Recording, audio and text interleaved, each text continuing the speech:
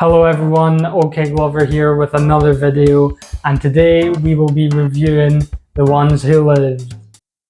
The Ones Who Live. Episode 1, to make that clear. We just watched the first episode. I want to give my thoughts on it. I don't know about Tommy. It seems like he's forced to be here, but I want to discuss it with someone, give our opinions and things like that. So let's get started. Okay. Let's just start. What did you think of that episode, Tommy? This is a mic. Yeah, that's a mic. Well, I thought it was a very good first episode. Strong start? Yeah. Should I talk about the contents of the episode? First of all, you enjoyed the episode, did you? Yeah. Were you disappointed at anything or what? I wasn't disappointed, but there is one thing I need to admit. Oh, what is it? During a solid 5 to 10 minutes, I was dozing off. Oh no! You were dozing off? You were asleep? I was there. I wasn't asleep, but... Was it because you were tired or because it was boring? No, it's because I was tired. Okay, so it wasn't about the show then? It wasn't about the show, but we'll get to if the point is in there. If something significant happened, okay, then I guess we'll see. I guess. But I was conscious, I was there. I hope so. I saw parts. Okay, so... I'd just be like... Damn, that's crazy. Oh, thanks, I need the mic too. I want to first say, this is an opinion I have, and that is that The Ones Who Live episode 1 is better than the Daryl Dixon show episode 1 and the Maggie and Negan show episode 1, What's That Dead City. It's better than both of those first episodes. I agree. Right. I think the order goes... Oh, that's a good point. I've got my... yeah, I've got my order. The Ones Who Lives first. Then... Daryl Dixon show, then Dead City. Okay. I would say The Ones Who Live first. Then the Daryl Dixon show, then Dead City. This guy watched Dead City episode 1 and stopped for a couple of months. Who? Well, who else? Who's this guy? You. That's true. I watched the first episode and then didn't look at that show again until recently. The first time I watched that episode, I didn't really like it for some reason. But then upon the rewatch, it exceeded my expectations and I quite enjoyed it. Let's talk about The Ones Who Live episode 1. Let's start off with what I thought was so surreal, right? I think you know what I'm talking about. It was around the start of the episode. Like, Rick chopped off his arm. That blew my mind because obviously in the comics, Rick has one arm, but I never knew they'd go through with it. Like, and the way they did it as well, it was crazy. What do you think, or how did you feel when you saw that? Well, I like to say Rick did on Aaron because now Aaron has one. Like, you know. You didn't even think it was real at first. No, I didn't. I thought this was like some sort of dream. I didn't believe it. Off. And he failed as well. That's the crazy thing. It's like he chopped off to escape and he didn't escape. Like he failed. Which I like because it's like... Yeah. He can't escape this place. And that's what he said. It's like no one tries to escape this place because it's so nice. But he wants to escape, of course, to get back to the rest of his family. But him chopping his arm off or his hand off or whatever, I thought it was sick. I thought it was amazing.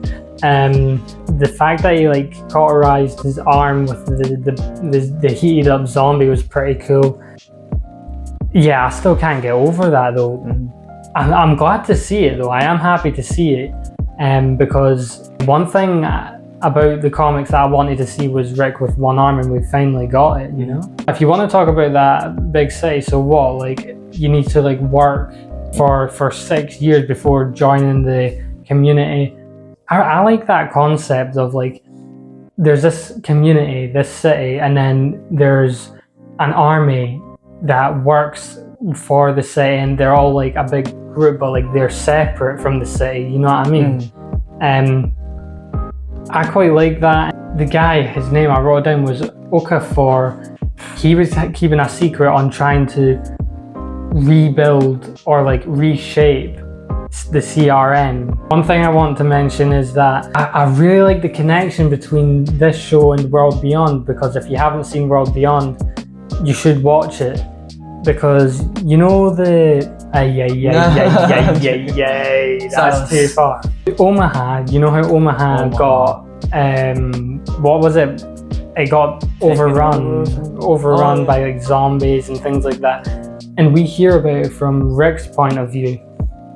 But in World Beyond, you get to like they were in Omaha, like the main characters, and they obviously left when it went and got overrun, so they didn't experience that. But we got to see a more insider point of view. You know what I mean? Yeah, from World Beyond. From World Beyond, yeah. Yeah, I know, because like it's also like Rick's just his regular civilian to those people. I mean, he's got a whole story. That's what I find cool, because like he's just like another one of those guys. Of course, he's like one of the troublemakers there, because he's an A or something. He's an A, yeah. Oh, we should talk about that too. You want to talk about it now? You can finish your point. Yeah, but I like the concept of the hidden city. You need to hide away from the criminals or whatever, and need to work their way up to get into it. But now to the A's, there's two people. The girl. Do you have her name? No. She tried to kill Okfan Fisherman. What? And is that his name? Okfan what? Okafor. She's bad. She's probably got her own story, but you know, Rick and her, the two A's, and like you said with the secrets, the guy's trying to get them into the army because they're like strong leaders, which I thought was cool. For the longest time, you know, when season 9, episode 5 of Walking Dead, when Rick obviously left the show and Jadis rescued him, and she was like to the helicopter. She was originally calling him an A, but then she was like, I've got a B here. And I always wanted to know what those meant, A and B, and we finally got the answer, which I'm satisfied about. A's are like the leaders. Makes sense. Yeah, that the CRM tried to like kill, and the B's are like the followers who will just do what they're told. Obviously Rick's an A, and so is that girl Tommy was talking about, and Okafor wants them to reshape the CRM from within. And obviously that's his goal, but Rick, he clearly doesn't care about that. He's just trying to get home to his family, you know. Also, how long did they say it's been? Like 6 years? Well, it was 5 years from something. Like, remember it started, it was like 5 years from... Oh, I did, yeah. Was it from the bridge? Yeah, from the bridge. And then it went to present day, so it was like... Yeah, so it's like... Rick won't know the Judith we know, vice versa. Judith won't know Rick. They also got Michonne and Rick's kid. Yeah, RJ. Probably the most irrelevant character of all time. That's crazy. So, we talked about the CRM in World Beyond, which was cool, and I hope we see like more of a connection with like Hope and Silas and Iris. Iris is bad too. Yeah, she's a baddie, isn't she? No. We were kind of touching on the fact that his goal is to escape, you know. The whole episode, like, he cuts off his arm trying to escape. He even like joins the CRM to like try and escape. And the thing is, there was that one point where he got so close to escaping, like he used a zombie. You don't remember, do you? No, that's in the part I fell asleep with. So he used a zombie, made the zombie look like him, like chopped off the arm, gave the zombie the dog tags, and tried to escape. So they thought that he was dead, and then a little girl was there, so he had to go and like save her from getting eaten from zombies.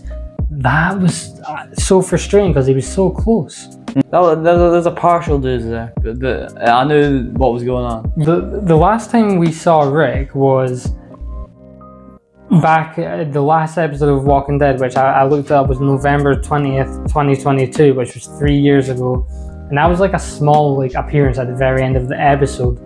But the last time like we saw Rick before leaving, like, you know, season 9 episode 5, November 4th 2018, that was 7 years ago. A long time coming. That. Why are you smiling at me? Like, I know what you're gonna say. I'm not gonna say it. Tommy was crying when Rick. I was like 4. Tommy was crying when Rick got exploded on the bridge. Well, if it was 2018, I would have been 7. No, but it's understandable. No, but I was doing acting. Like I was practicing acting. I wanted to like fake cry. I was fake crying. No. The funny part about it is he wasn't even a Walking Dead fan at the time. He was only crying because my mum was crying. No, that's not true. That's true. You were copying It was mum. an emotional moment. Not for you. Yes, it was. It was an emotional moment for a fan. But yeah, that was 7 years ago. So we've waited a long time to. In fact, when did the thing air? Yeah, was it like 2024 maybe? 2024, so it was like maybe 6 years ago at the time. Leo, you're gonna edit this and put it up on the screen. Shut up, Tommy, don't tell me what to do. Because you told me what to do, I'm gonna get Zach to post a belter on this video of you and embarrass you because you don't tell me what to do. Do your power. Do your power. What did I do? Post the belter. That's what you get, Tommy. But I'm still gonna do what you said, but not because you told me to. Tommy. Thanks for reminding me. But yeah, like that's a long time being away from a main character of the show. So it just feels good to see Rick back and stuff like that. What about, on the helicopter towards the end when Rick's talking about, his dad? Were you dozing off there? No. And the farm story of his dad getting burnt and stuff. What I want to talk about is Okafor. No. His death. Brutal. He got shot with something, exploded. Yeah, he got shot, and I was like, okay, Okafor's dead, and like Rick, he didn't even have time to like process it or grieve. He just had to try and survive himself, and then so used to death. Then the guy just like his head comes off, and like he stops existing. Like his whole body just turns inside out. You know what I mean? All onto Rick. And then I was like, oh, and there was a point when they were like crashing after Okafor got exploded. It looked like Rick also got exploded. No. Like this. It did. Rick's not dying in episode 1. I thought that Rick exploded himself just for a brief second, but nah. They had to crash land. Very gory, but man, I love that. I love that. Can you remind me of the tank in season 1, episode 1 of The Walking Dead? Like, there was a big explosion. He didn't really have his ears ringing in the helicopter, but it was insane. And then what followed after? Yep, I've got that written down too. Do you want to say? Michonne. She revealed the hoodie. It was a sword. It was Michonne. I mean, I called it as soon as I saw the sword. It's like Michonne's sword.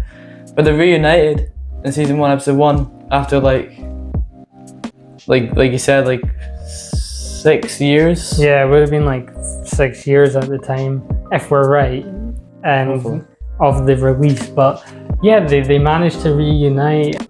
I am curious to see where they go from here, actually, because the helicopter exploded and Rick's been trying to escape this whole time. Maybe he gets the opportunity to escape now, and now that he's got Michonne. But if he doesn't escape, what happens? Does he get split up from Michonne again, or does she go with him? Or there's questions in the air about that, isn't there? Well, there's also a big question. What? Did Michonne shoot the helicopter and cause it to crash? 'Cause, like, she knows Rick's in this place. She knows what she could have done. Could have endangered him. Maybe she was trying to find him. Kind of like crash. Maybe she saw Rick.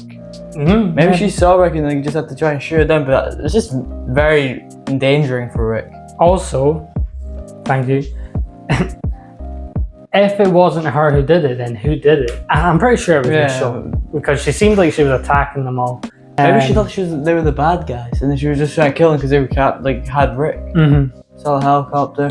Yeah, but yeah, I do like seeing the inside scoop of the CRM, and it's crazy to think how big they are and how successful they are in the apocalypse, and it puts into perspective like how much Rick and his whole group struggled over the years, because it's like they like were clawing their way, like just surviving.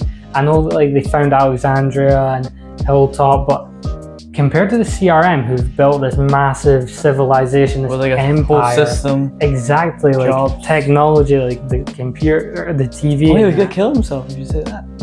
Yeah, and I like how the start of the episode and the end of the episode, like it was a loop, it linked, because at the start Rick cut himself, and then at the end it was the same clip. I think that's everything I was gonna say. Yeah, that was such a strong first episode. Like, it exceeded my expectations a lot. It really did. What do you think? Why are you so like stunned? Because I can tell you've got a different opinion. I don't have a different opinion. You fell asleep. Well, I fell asleep to when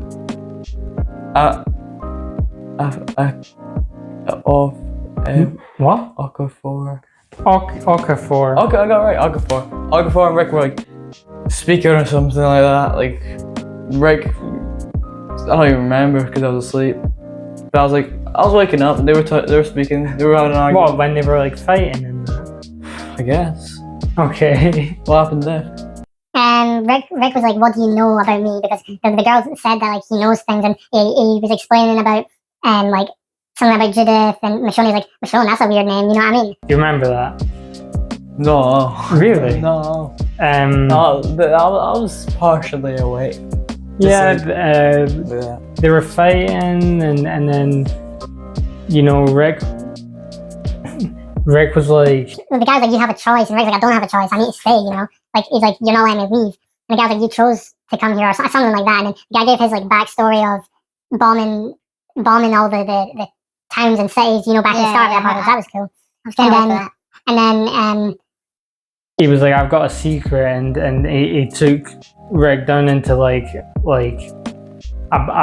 was like a basement type thing, and it turns out hi. What's your opinions on season 1, episode 1 called? And he finishes. So he took him into the basement, and it turns out that Negan was held there, and he was like, right. What? This is new information for me. Did you actually fall asleep? Negan was held there. When? During the part of the fight, and he was like, "Are you okay?" Then Negan was there. Yeah. It was basically like, now's your chance to kill Negan. If you want to kill him, do it. And Negan was there. Yeah, he was in the little basement bit, and then how do you not remember? And then Rick had his gun. The guy gave him his sheriff gun, and he was about to pull the trigger. No, on Negan. Was Negan there? On Negan. And Negan was there, like asleep or whatever. No, he was there. He was there, like tied up. He had like when people put like a rope around it, and he was like on his knees, and his hands were tied behind his back, and then Rick had it. And kind of like how Negan had the bat on Rick was on his knees, and then he put his gun away, and he was like, "Not today, not tomorrow." That could have been it. Yeah, that would have been cold, but he didn't do it. Well, I'm gonna just check out the scene. Why? Tell us off. Oh yeah. I guess we're gonna finish this up. So the final thoughts. The episode was good. Yeah, but you better rewatch that though. I need to see Negan. Why are you holding this? This doesn't work. Look. Come on. Speak. We don't need it. Tommy. You were lying. I lied to Negan. No. I'm sorry. Of course that didn't happen. What do you mean, of course? But I was telling the truth about the guy was explaining how he bombed cities, and that's the truth. Okay. And he said he killed his wife as well. Right. No, That's crazy. I remember him saying that. He actually did. Good episode. I'm looking forward to the future. I'm looking forward to season 1, episode 2. Because we're going to see Michonne and Rick reunite. I don't know what's going to happen next. I'm very excited. What did you think of those dreams he was having of Michonne? What was the purpose of that? Because everything happens for a reason in that show, and I don't understand what was that about. Like I said, Maybe that's how they met in like the real world, and Rick's like Laurie died, and they met. Well, like what if? Yeah. I don't know. I think he's just dreaming, but like, why is it showing us that all the time? You know? Yeah. It was nice. I enjoyed it. I dream about Rick. Oh wow. But you know, that was fun. I enjoyed it. I enjoyed it too, and maybe we can review the future episodes too. And also, what if like we made this a thing where we review, you know, Fantastic Four's out, Superman's out. I don't know if Fantastic Four's out yet, but what if we like watch those and review them too? Like just review movies and shows. So that's our thoughts on the Rick and Michonne show. I really enjoyed that show, that episode. I mean, we can get into the Daryl show and the Maggie Negan show and other episodes if you're up for it, Tommy. Nope. That's it for us today, guys. Thank you so much for watching. Watch out. What's that? I'm gonna like swing at the camera and it's gonna like. Good night.